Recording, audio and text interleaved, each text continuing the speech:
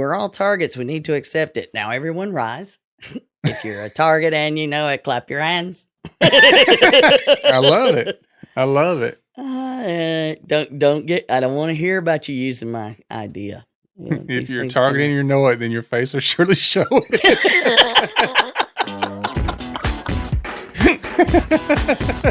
You're listening to the Help Me with HIPAA podcast, where HIPAA and humor collide to make learning fun. Your delightful hosts are Donna Grindle and David Sims. Relax. HIPAA help is on the way. Welcome to episode 373 of the Help Me with HIPAA podcast. My name is David Sims of HIPAA for MSPs. Joining me is Donna Grindle of Cardin.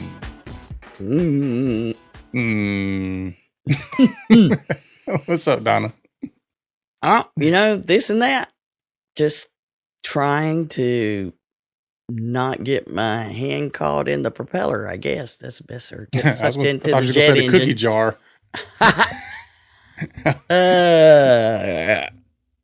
Yeah. So today we're going to be talking about maybe a new term, cyber resilience. Yeah, it might be new to some people.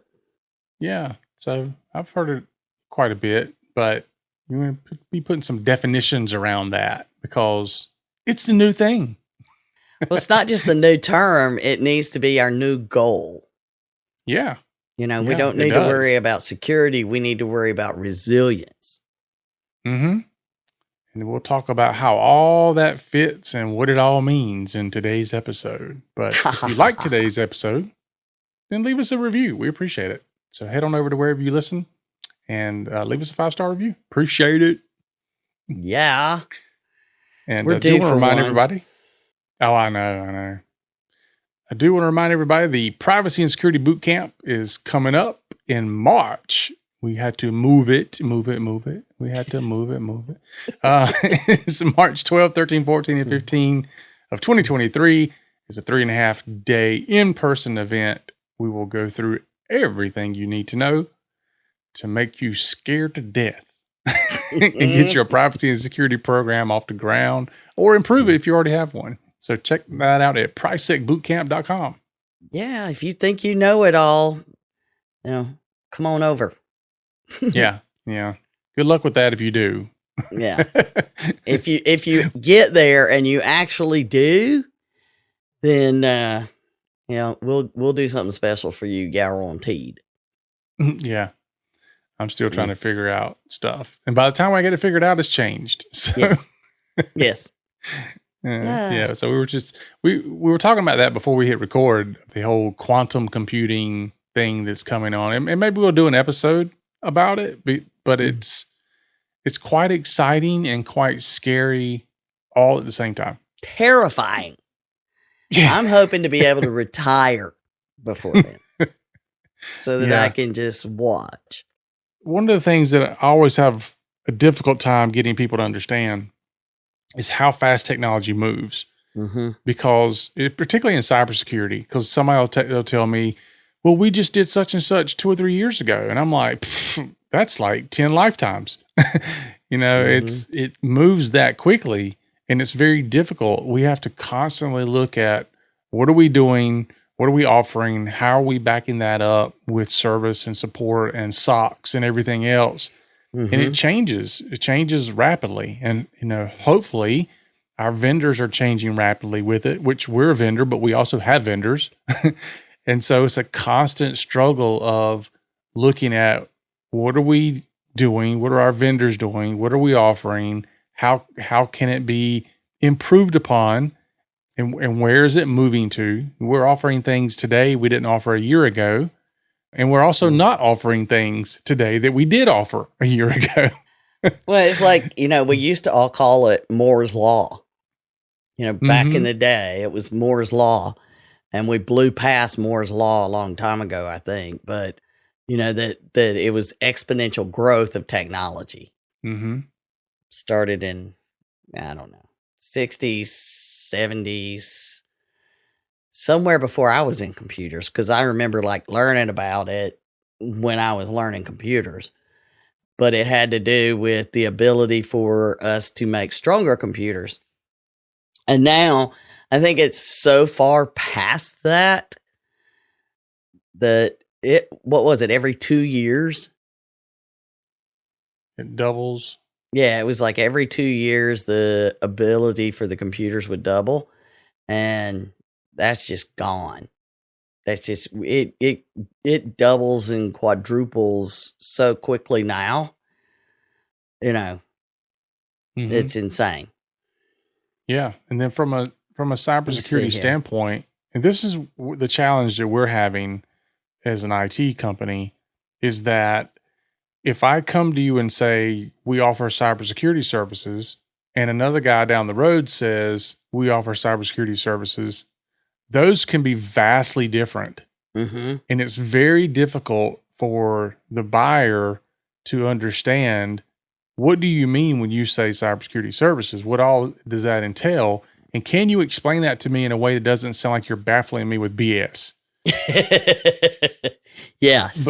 But it's a terrible time for the people that are buying cybersecurity to really understand what they're getting. Some of the times I'm sitting there trying to figure out, what are you telling me? I mean, my vendors are selling cybersecurity to me to resell, and I'm like, wait a minute, slow down. Let me understand a little bit better what you're trying to sell me here, because I think you're using a different term to mean the same thing. Mm-hmm. And so it's very complicated. But we had a recent client that they had that same question, and I was able to look at it and say, look, what they're providing you is what we provided 5 years ago. We don't even offer that anymore. It's so yesterday. I understand that it's far cheaper, but there's a reason it's far cheaper. And there's also a reason why we don't do that anymore. And, but when you look at the literature of this other vendor, it says cybersecurity. And it says a lot of the same buzzwords that we say, but it's vastly different in the deliverable. So that's going to continue to be a big issue. I don't know how to solve it, because a lot of times it takes so much education around what all that stuff even means and does. Well, that's why we need a new word, cyber resilience. Yeah, which brings us to the topic of today that we'll get into in a little bit, but you do have to move past that verbiage of cybersecurity to understand that if you have cyber resilience in place, all the other things that cybersecurity is demanding of you has to fit into that role. And so the guy that's selling you what you did 5 or 10 years ago can't give you cyber resilience because he's not providing the cyber security to get you there. Whew, that was a lot just explaining. Yep. Okay, we're done. Short episode today, people. David has it all handled in the opening. I'm just saying that it's going to get worse before it gets better when it comes to purchasing cybersecurity. Well, and when we go through some of this, I just don't see it getting better. See, I was trying to be optimistic, but yeah, I did feel the same thing. I just didn't want to say it. But that's a good segue into the HIPAA Say What? Oh, that wasn't a bad one. That was pretty good. So there's always somebody looking to attack healthcare, and it just happens all the time. But we're having more and more issues, not just with attacking healthcare, but we have, the people that are out there to help us are strapped. Yeah, and so this is an article from. Rarely does one of these pop up in my HIPAA monitors. An article from Politico. And when I read it, first of all, it was like, oh yeah, totally get it. Hackers have laid siege to U.S. healthcare, and a tiny HHS office is buckling under the pressure. And I was like, is somebody paying attention to what's happening? Yeah, we're well aware of this. But so post haste went and checked it out, and they're pointing out that yes, the cyber crooks are after medical information, and it is a constant problem, something everybody's worried about. And the term laid siege, a lot of people are like, well, it didn't hit me. Okay. So, just because there's a line of storms moving through, and if you are in a certain area within your area, the storms are worse than in others. You're just lucky. The number of times that people go, we got lucky, it hit 3 doors down, with a tornado hit. Yeah, I got some bad stuff here. My house is still standing. The other one's flattened 3 doors down. I can, still work, don't have a problem. Just give me some power. Okay, that's what we're talking about. It's just there's a constant tornado running around out there, and it's whether or not you are the unlucky one that the tornado finds in a lot of cases. Mm-hmm. But they're talking about OCR, the Office for Civil Rights under the Department of Health and Human Services. And we've talked about this many, many times, that they do not go around looking for work. They are overwhelmed. It is their job to both provide the guidance and help us understand how to manage the responsibilities. And it's also their job to enforce it. Yet they had a $38 million budget. And they made a point in this article that, to them, and when you look at that from a government perspective, and remember, the entire healthcare industry falls under this in some way, shape, or form. So that sector, you hear different numbers. It's a quarter, it's a third of the economy. It depends on how you count it. It's huge. And we're devoting $38 million to enforcement. Everybody's like, why can't, patients are like, why can't you make these people secure stuff? I thought they were supposed to secure it. And the providers are like, we can't afford it. We're getting hit from all sides. I totally get it. But the bottom line is, a lot of the reasons we don't know what to tell you to do, and a lot of the reasons that enforcement takes years, is because their budget for all of it across the entire country is $38 million this year. Wow. And we talk about the absolute vast number of cases, and that's all cases, not just cybersecurity cases. So when we were looking at it, and I was reading this report, and it was good because that, it's really looking at, this is what we see. And they pointed out a new study, which Poneman just did with scenario. And that report got everybody's attention. We just haven't had time to cover it, but it did point out that 1 in 4 cyber attacks resulted in increased mortality by delaying care. And you and I have talked about it. Patient safety, patient care. We've always talked about that, haven't we? Yes, we have. But they expect to see 53,000 new cases in fiscal year 2022. Yow. Wow.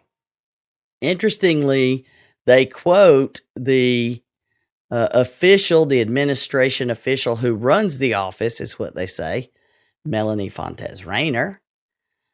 So, pretty recent There we go. article is that their investigators have to pick their battles because they are, quote, under incredible resource constraints and incredibly overworked.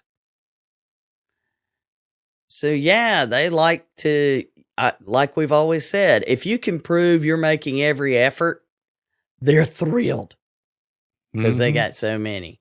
And they've asked for an increase to $60 million for next year. But all that'll do is let them hire 37 new investigators. Wow. Yeah. And it goes on about not penalizing the victims. And really, they don't want to penalize you for being a victim of a cyber attack. They want to penalize you if you're a victim of a cyber attack because you didn't do the things that you needed to do to prevent being a victim. And as they point out, enforcement stops the conduct, but is also a deterrent for others. And I love there was a quote from Devin McGraw, which we always like her quotes. You see a cop on the side of the road, you slow down. When you don't, you may not necessarily be paying as much attention to how fast you're going. I'd say that's a pretty accurate statement. Yeah. Yeah. How many times have you like top the hill and like, oh, slow down. I didn't even realize how fast I was going. But, again, all this talk about, we say over and over, and I get in debates with people. They're like, how much your fines and penalties are going to be. That is the least of your concerns. Mm-hmm. You should be doing this for a ton more reasons than that. Yeah. But as it got to the end of the article, there were a couple of really good points that I wanted to make sure we did not miss pointing out. That so they talk about, due to the shoestring budget, the OCR has fewer investigators than many local police departments. Wow. And the investigators deal with more than 100 cases at a time. Whew. Yes. So you think of, if they add 37 more, they got 50,000 new cases. 37 more only handle 3,700 of them. So, what are you going to do? Anyway, advocates. Yeah. Unfortunately, some people are listening to this going, oh, that means that I probably won't get investigated. Then I ain't got to do none of this. Right. So here's the point. There are other ways the government could help. According to the article, advocates for the industry point to two key areas: cash for better defense systems and funding for workforce development. Which brings us to the point that was really made me say, hey, we've got to talk about this. Yes, HIPAA says all these things, and HIPAA now has enforcement, and it got more attention. But as we've said often, the reason it has more attention is because cyber attacks are much more prevalent, as well as having access to the information. If you had a paper chart in a doctor's office, that chart was only accessible by the people who could get to the physical chart. Now, anybody connected to the health system could potentially get. So the point, and John Riggy, he's on our committee with us, and mentions the training the workers, the grants, and all those kind of things. And they also mention Eric Decker, who been on our show many times. And he, in his recent testimony to Congress, did advocate for payment models to directly fund cyber programs. But then here was the really cool thing. Many in the industry said they are encouraged by progress on information sharing. HHS's Health Sector Cybersecurity Coordination Center, also known as HC3, has helped, they said, and the Public-Private 405D Program and Task Group has received high marks for its work to develop guidelines to help healthcare organizations defend themselves. Congress called for the collaboration in Section 405D of a 2015 law. Well, how about that? Yay! So we got HIPAA Say What and our 405D tip of the day. Look, we know we're getting high marks for this. We just got to get the word out. Mm-hmm. So there we have it. There we have it. All right. So that brings us to our topic of the day, which we're talking about cyber resilience. So we've heard that term bouncing around for a while. We mentioned that in the opener. And, we keep hearing and seeing that it's time to change our viewpoints and go beyond cybersecurity. And now we're going to focus on what we call cyber resilience. Mm-hmm. So, Donna, what does that mean? What the what? Yeah, what's the difference between them? I mean, cyber is cyber, right? I know. Well, interestingly enough, this tells you how it's not a, totally new concept that we're talking about here. It's in the NIST glossary. Yeah. The National Institute for Standards and Technology. So cybersecurity, the definition is the process of protecting information by preventing, detecting, and responding to attacks. All right. Okay. So we're going to try to prevent them. We're going to see when they happen, and we're going to respond with it. That's what cybersecurity is all about. not just preventing. Note to self. Not just detecting, but also responding. Yep. But cyber resiliency is the ability to anticipate, withstand, recover from, and adapt to adverse conditions, stresses, attacks, or compromises on systems that use or are enabled by cyber resources. So just the fact that it says adapt tells me that it is not a one and done process. No. Which is what so many people think cybersecurity is. So that's why I'm saying it's time to start saying our goal is you got to anticipate, withstand, recover, and adapt to the conditions that you're in the threat environment. It also brings back it's a rapidly changing threat environment, and a lot of that has to do with the rapidly changing technology. All right. And this also speaks to a term we use often, which is security risk assessment. You think about that. How often are you going to anticipate these things, and can you withstand, recover, and adapt to them? You don't. If you don't have a risk assessment, you don't even know. And if your risk assessment was 2 years ago, we talked about early on the speed at which this stuff changes. Like you should be doing these things constantly. Yes, and that is exactly why we need to talk about this more, because that concept, what was it Severino said when they were like, are you going to get healthcare to follow the NIST CSF? And he's like, we can't get them to do what they're supposed to do right now. Yeah.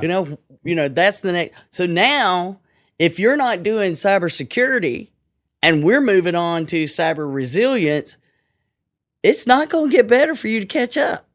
You way behind.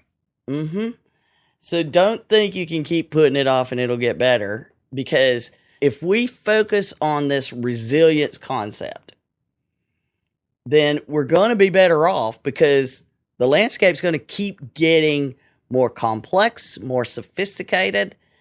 They're getting, the other side, whether it's nation state, the attackers, the people that are fighting this cyber war, which we know we're a part of, they're going to keep getting new technology and new capabilities too. Oh yeah, absolutely. And they're well-funded. Sometimes they're well-funded by us. I know. We just don't know we're doing it. all the people that are paying the ransomware, they're funding the stuff. That's the point I always make. That I actually, you have, well, why don't I just pay the $25,000 and keep working? Do you know where that $25,000 is going? Number one. And do you know what else could be happening on top of you paying? It's more of that. So resilience, that's next level. Let's start talking resilience, not cybersecurity. And resilience is something I think that boards and owners will respond better to than cybersecurity. We're working on not security. We're working on resilience. Yeah. Can we withstand? The kind of dirty little secret with cybersecurity is that, if let's say I'm a provider of cybersecurity services to your business, if it doesn't work, or if it doesn't protect you 100%, and we both know that's not a thing, like there's not a 100% protection, but if somebody gets in and they're able to compromise your systems and you have a data breach, the IT company says, sorry, we did all we could do. Good luck with this. So what are you going to do now? Now you're stuck in this part of having to recover from and adapt to these things. So that's not the time to start thinking about what you're going to do. It's kind of like the building's on fire. Now's not the time to figure out your escape plan. Yeah. There's a reason that they take you through that safety video on airplanes. Yeah. Well, you do every that in single all these time. Yeah, every time. But you do that in other areas. And we're talking about that. The airplanes, you practice the fire escape plan. I mean, even nowadays, I hate to say it, we even do active shooter drills. We do all this so that we anticipate the threats and what are we going to do to recover from them and adapt to these conditions. We do it everywhere else, but in cyber, people are like, why do we need to do this? I thought you put antivirus on my machine. Why are we talking about this? So it's, the mentality of cyber being something floating around somewhere else has to change. This is a real world physical things that are happening. The zeros and ones are real, folks. Well, yeah, the only way you shouldn't worry about cybersecurity today is if you are off the grid. Yeah. That's it. Yeah. And most people that are off the grid, they're off the grid because they worry about cybersecurity so much. I know. Yep. All right. So here's a few articles that just kind of reiterated this whole resilience thing. First, we don't want to miss that the HC3, which they publish these alerts that are very helpful. That's their job. Let's see. HC3 published on August 24th. And I don't know why it says that. But anyway. That was a long time ago. 10,000 years. Okay. Anyway, they noted at least 4 attacks affecting U.S. healthcare and public health sector. So it's HPH since June 2022. That was just like, last week in our world. So 4 in a month that they have noted that they are sure is part of this new ransomware gang, Karakurt, with a K. Karakurt. I don't know. Karakurt. And they provided the threat profile with the researchers' thoughts, and it first emerged in late 2021. And we know what happens. They start, they test, they learn, they gather, and then they just become the big ones. So they looked at this and they said they had observed attacks affecting an assisted living facility, a dental firm, a healthcare provider, and a hospital. Okay, so there you go. You can't say you're too small. You can't say they're not, all of those were hit in the last month. It's a pretty good swath of, diversity there. Yeah, it's like a cross section, when they core a tree or pull out, you got all the layers. Yeah, so for your dentists, here you go. For your small providers, here you go. For your hospital systems, here you go. That means, there you go. So I don't think anybody can, take something like that and say, oh, it's not going to be us. Well, I'm sure they will, but you know what I'm saying. Anyway, so that comes out, and then David and I it was like we both saw this article at the same time, and it was almost where you just sit and stare at it and blink for a little while. Yeah. Yeah, and you can hear your eyelids actually moving. Yeah. So it was an article talking about a survey of cybersecurity leaders around the world.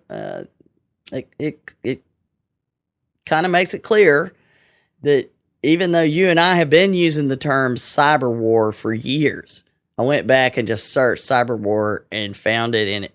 So we're on 373, right? 1 per week, 52 a year, couple that we skipped for the holidays.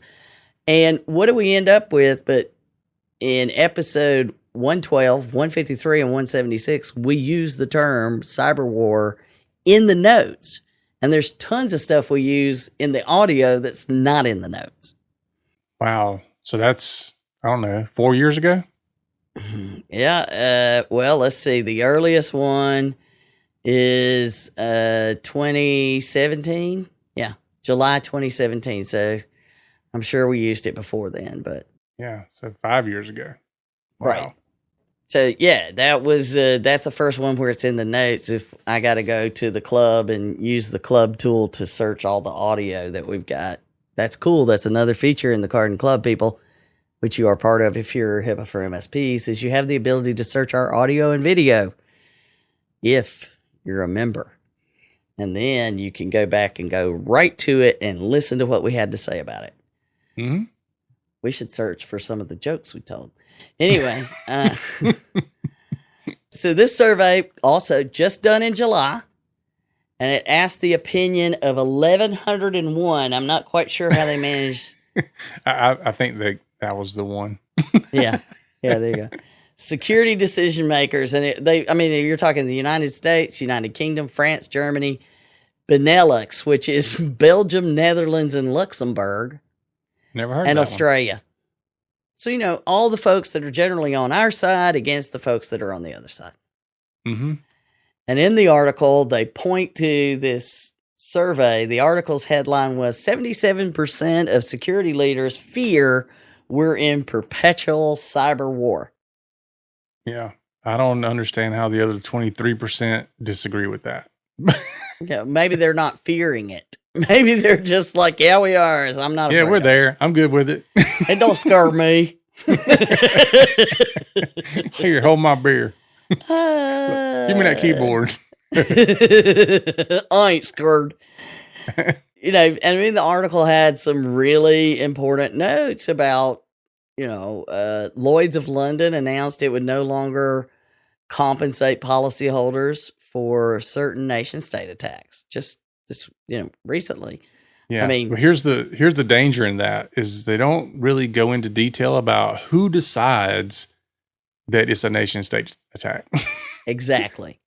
So just saying your cyber insurance might not cover you.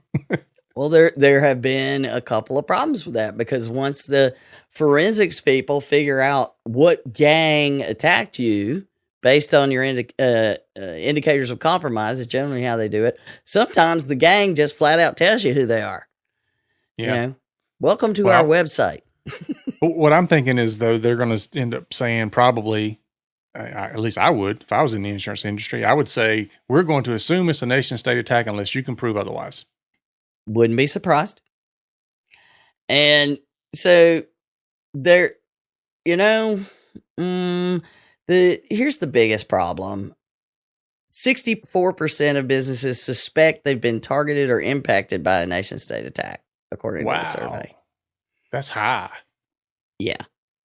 But here are the two stats out of the survey that really I've kept going back to in what I'm thinking and where I'm going and what I'm doing and planning and then really focusing more on retirement. The 77% believe we're in a perpetual state of cyber war. Great. Yes. Got it. I agree. 63% doubt they'd ever know if their organization was hacked by a nation state. Oh, wow. Yes. That's scary. Yeah. Just let that soak in for a minute. Yeah. And then, folks, we're going to include this in the notes so that you can see that when David saw what I was writing the notes of about, he went ahead and added an image, just a black screen with blue, see clearly monochromatic, old school computer typing. Yep. Shall we play a game? The minute I saw it, I'm like, oh no! Now I'm going to have to go watch that movie again. If you don't know that movie, look for a movie. Just say, shall we play a game? And what did we find out? It was 1983. 1983. War Games. If you haven't seen it, go check it out. Especially the fact that it's 40 years ago, and look at the technology and a very, very young Matthew Broderick. Yeah. but yeah, even then, cybersecurity was a thing. Yeah. So in the survey write-up that the company that did it, which is Venify, I don't want to mess that up and not give them, We all have to worry about making sure everybody knows who did everything and where our sources are. But in their article, Venify is cyber war is here.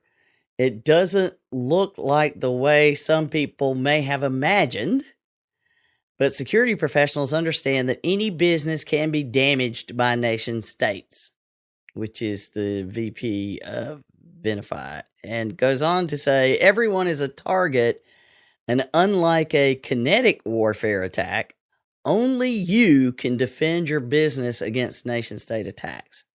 Only you can prevent forest fires. That's right. We'll have to get a bear. We'll get Murphy the Pasta Moose pointing. Only you can prevent. Oh, we're going to do it. We're going to make it. It's got to happen. There is no cyber iron door or cyber NORAD. Every CEO and board must recognize that cybersecurity is one of the top 3 business risks for everyone, regardless of industry. Amen. And we have been saying this is business risk management. Mm-hmm. It's not just risk, it's business risk management. So framing the conversation that we're going to talk about business risk management and the importance of cyber resilience. Now, there you go. I'm kind of, stunned by the time I was at the end of that. There's times where it feels good to have other people tell you you're right. Not this time. Most of the time it doesn't feel good. In fact, for when it comes to the way our brains work, we look at this, we see where we're going. Every now and then we're wrong. And we hope we're wrong more often. But it's not that way. So to top all that off,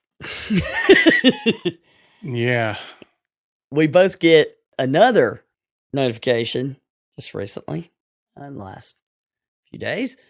LastPass, which we've talked about for years, we both use it. We have used it for years, and let me just say right off the bat, this is not, in fact, the way they're handling this situation, and they have handled previous ones like it, is exactly why we use them. Because they are targets and they know it. If you're happy and you know it, if you're a target and you know it, clap your hand. Okay, so we'll do that at the Price Set Boot Camp too. We'll sing the song. Right. Okay, we're gonna do it. If you're a target and you know it, stomp your feet.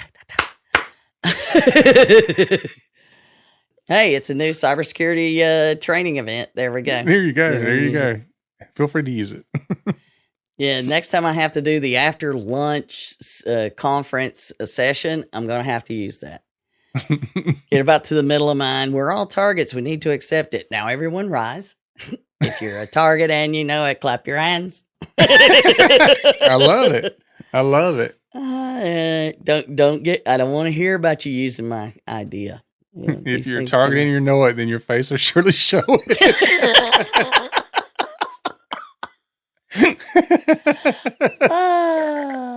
This is a good one.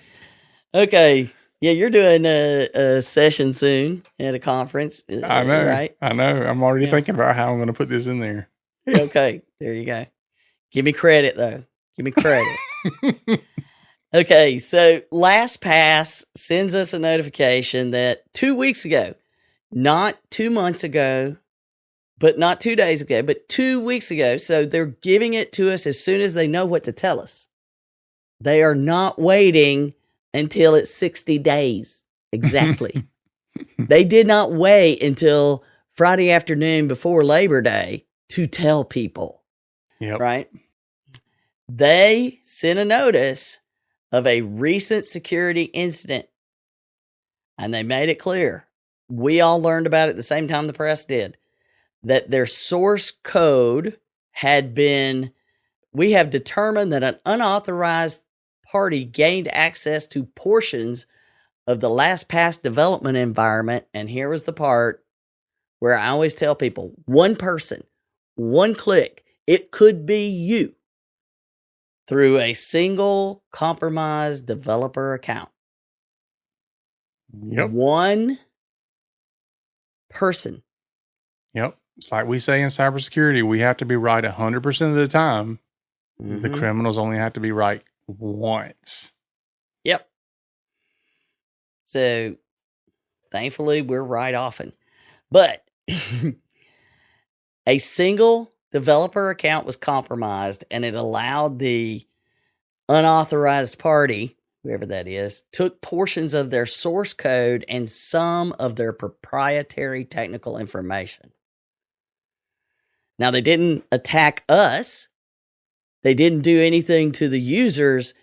They went after the source code. And what have we started talking about? It's probably, I don't know, we'll have to go back and look, but I feel certain that supply chain attacks continue to be a major problem. So not only are they going after our supply chain, they're going after everybody's supply chain. And we know this because at the same time, Okta has to tell everybody, and Okta is another security identity management sign-on company, not a password company, but they also use Twilio. And Okta announces, we assess that the threat actor used credentials previously stolen in phishing campaigns to trigger SMS-based multi-factor authentication challenges and used access to Twilio systems to search for one-time passwords sent in those challenges. So it's not just one, it's all of them. At least LastPass, it was the source code, and they know what is taken, they know what to do, or they at least know what the other side has. Okta got blindsided by the Twilio thing. So, and they were literally accessing the one-time passwords to be able to get into the Okta accounts. None of these are good. No. None of these are good. So we have to accept that we need to be resilient. And then, while we let those cases and those stats sink in a little bit, we're going to end with an article. The headline of the article, you do it because you can say the name so much better than me. Yeah, so the interview with a initial access broker, Waka Waka.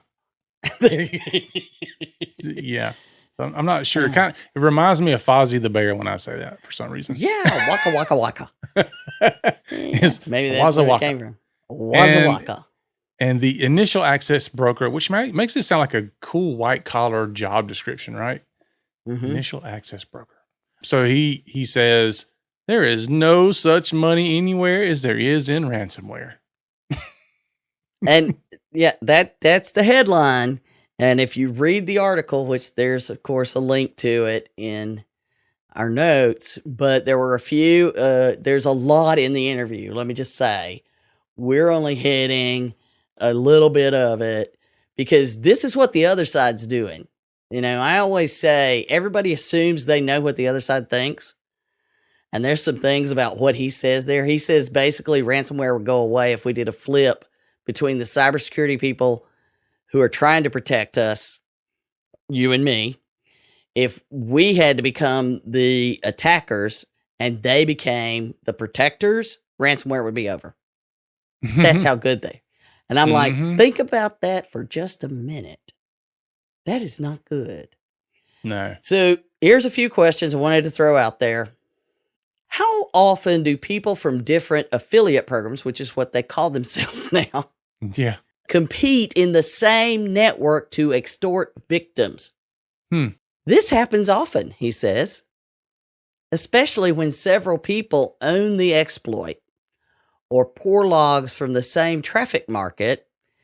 If we're talking about extracting initial access credentials with a stealer, and then provides some examples. I took some source code, so-called proof of concept from GitHub, and modified them. If you remember, there was a well-known, and they're talking about Fortinet VPN vulnerability. We found it with one programmer from the forum. Based on the list of IP addresses, we got approximately 48 48,000 entry points. I was surprised then, really shocked. So they found it. Of the 48,000, his group, not the other group, his group only managed to get through 3% of the 48,000 entry points before, he said, let's just say our competitors began to use the vulnerability, and there were intersections across the network. Yeah. This is why the bad guys break in and then seal up the hole. Well, to keep their competitors out. Yeah, and he said that, some guys overlock the networks, and he said they come in and see that it's encrypted, and so nobody gets they're encrypted. They encrypt it again. So now you barter from one, and then but when he says there are cases when the guys and I just cross paths on the network during development. We exchanged contacts and somehow discuss what to do next. They work on it together sometimes. In fact, he points out, and it even happened that we then jointly did some other projects in the summer of 2022. This happens all the time because everyone is hungry for the material. How can we get to the initial access? Wow. Yeah. And that's just one little clip. But these people should just go get real jobs, Donna. I know, right? This is their job. He runs a company, right? He's a small business owner, people. Mm-hmm. And then the interviewer did ask a question that basically, I'm paraphrasing to take just parts of it because there's a lot of discussion in it. But will ransomware die anytime soon? And his point is, it used to be the hottest thing was card something, and that it's constantly changing, and that it will eventually, he believes, die out. And he goes, if it dies, it dies. But you need to come up with something new. Something new. Well, that's what they're doing now. People like him know that's coming. They're trying to find the next thing while they work this thing. Mm-hmm. But he did say, ransomware is worse than heroin. Mm-hmm. I'm like, what? He says, I haven't tried it, but I've seen people who are on it, and I'll tell you this. Ransomware is worse than drug addiction. And this is where that quote comes from. There is no such money anywhere as there is in ransomware. And then he says he goes out and compares to the drug dealers on the darknet sites, the darknet marketplace, the drug dealers. The drug dealers make less than them. Wow. Yeah. Wow. Yeah. So he's like, there are no other schemes on the internet that would carry more monetization. If there are, I don't know about them yet. You would think that people who provide cybersecurity and anti-ransomware protections, you would think they would be in a position to be in the second largest industry of monetization. Like, we should be making a killing, but we don't. But that goes back to his point. Yeah, it just goes to show you. And it's also sad that the criminal elements out there will information share better than the defenders. Oh, yeah. I mean, if you ran into another cybersecurity vendor working in a network, would you exchange contact information and work together? Probably not. Mm-mm. Not to say that it would be on your part. I'm sure they would be the snotty ones. Not you, David. Never you. Never. No. So then to close it out, though, because this guy is a Russian, we've always talked about that there is a lot of involvement from all over the world. Russia is just one of them, but there's also North Korea and China and so on and so forth. But they did ask, how has the war in Ukraine affected the ransomware scene and cybercrime in general? So first off, he's a good Russian. He says it is not a war. It's a special military operation. Okay.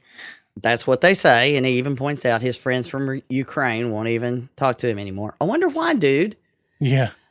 But he said, it is terrifying. The industry has reorganized. I don't know if a special operation would have begun, but as far as we all know, Russia began to quietly come into cooperation with the USA regarding cybercrime. And I love this part. I crapped myself, and then I was very afraid. I was drinking a lot. I reread our Constitution and understood that they'll leave me damn well in Russia, but it was scary. Basically pointing out that Russia doesn't have an extradition treaty with the U.S. I had already forgotten about the money, and then the special operation begun, and I was effing happy. And I mean, this is how little they really, everybody's like, don't they understand people could die? This is what they think about. Mm-hmm. Although, it's dumb to talk about it because my interview will also be read by the citizens of Ukraine and someone's father could have died or their child. I started to rejoice, with impunity. But if it weren't for the special operation, I wouldn't have behaved the way I'm behaving now. I'm even a little ashamed of it. A little. Yeah, not a lot. Yeah. A criminal is a little bit ashamed. I'm an honest criminal. That's what they always try to tell us. Yeah. So then I know. But this is the last question. Tell me a secret between the FSB, which is the Russian CIA, whatever, let's call it the Russian police at the biggest level, Russian police, mm-hmm. and the FBI. Who scares you most? And I thought, as soon as I read that, I'm sure it's the FSB because, they just take you away. There's not a lot of going to court. It's like, you're guilty. Is just, you fall out of a window. Like they have suddenly, tons of very rich Russians have been falling out of windows. Mm-hmm. No. He said, what worries me most is if these two structures start cooperating with each other, then I'll get effed up with at least 3 life sentences. Wow. So this is why he's so happy that the two countries clearly will not be getting along for a while. Yeah. Yeah, because he's hitting the, U.S. companies and Mm-hmm. Russia's not going to cooperate with that. So, yeah, wow. I mean, that's just not happening. And prior to the invasion, we were working together. You'll remember last year with the big ransomware attacks, the Russians helped shut some of the madness down when they hit the pipelines and stuff in 2020? When they hit the pipeline? 2020. Anyway, 2021. Yeah. So this is why cyber resilience is the most important thing we should start worrying about. I think it's interesting that he said the entire industry reorganized. Think about how we can't get an industry to adopt things that's been around for years, and they reorganized almost overnight. Well, it's to me, it's like, now televisits, telehealth visits, everybody's kind of used to the concept they exist. Mm-hmm. But prior to COVID, if you'd tried to tell some of these practices they needed to implement that, they'd be like, I don't have time or money, or there's too many problems that can't be done, and blah, blah, blah. Necessity causes those kind of major upheavals. But the fact that he called it the industry is the part that we really need to get people to understand. Yeah. Is the industry reorganized, the industry. So yes, this is their job. Yep. Makes me want to switch sides sometimes. Well, he's saying if you switch sides, then it would all be over because you wouldn't be as good as them. Oh, I'm sure I wouldn't. No, sure I wouldn't. I know. That's why you count on people that know how to do this stuff, and you know where to draw the line. Yep. It's just frustrating. It's frustrating when you've got somebody who complains about paying you a few $100s a year to protect them. Then they'll turn around and pay a criminal $15,000 to get out of their systems. I'm like, If you would have paid us half that, we could have prevented this. Yeah. But anyway. No, it is what it is. It is really frightening to look at how hard it is to get people to understand this is where we are and where we're going. Yep. All right. Well, that is our show for today, folks. Thanks for listening. Remember to follow us and share us out on your favorite social media site. And you can rate us on our podcasting app and help us spread the word. And remember, for Donna and myself, that HIPAA is not about compliance. It's about patient care. You've been listening to the Help Me with HIPAA podcast, hosted by Donna Grindle and David Sims. The show created to help you with HIPAA.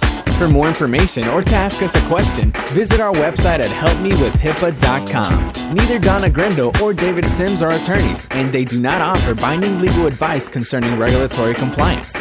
The information in this podcast should not be relied upon or construed as legal advice in any way. Consult your attorney for legal advice concerning compliance with HIPAA regulations.